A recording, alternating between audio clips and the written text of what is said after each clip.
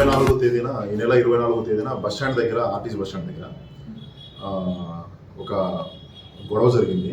దానిలో ఈ బయటపేటకు చెందిన కొంతమంది వ్యక్తులు కలిసి ఈ అదే ఏరియాకి చెందినటువంటి పశుపతి అనే పర్సన్ని కత్తులతో పొడిచి రాళ్లతో కొట్టి ఇంజురీస్ కలగజేశారని చెప్పేసి మాకు ఇన్ఫర్మేషన్ వస్తే వెంటనే పశుపతితో కంప్లైంట్ తీసుకొని ఒక 9 మంది మీద ఎఫ్ఐఆర్ నమోదు చేయడం జరిగింది, అటెంప్ట్ మర్డర్ కింద.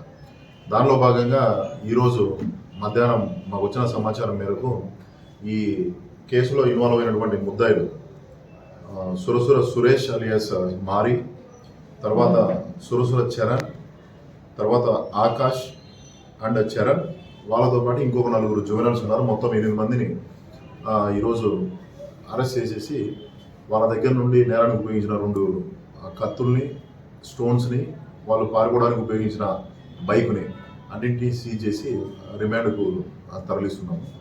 ఇంకొక అక్యూజ్డ్ పెండింగ్ ఉన్నాడు, అతన్ని కూడా తొందరలో పడుకుంటాం. Thank you. గొడవ ఎందుకు వచ్చింది సార్? ఈ అక్యూజ్డ్ అండ్ కంప్లైంట్స్కి ఈ పాత గొడవలు ఉన్నాయి.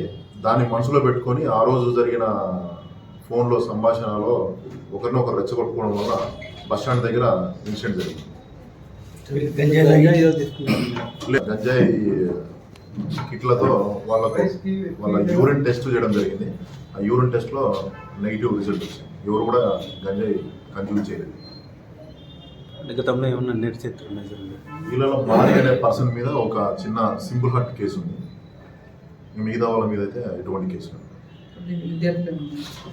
విద్యార్థులు ఎవరు అందరూ కూడా డైలీ వేజ్ వర్కర్స్.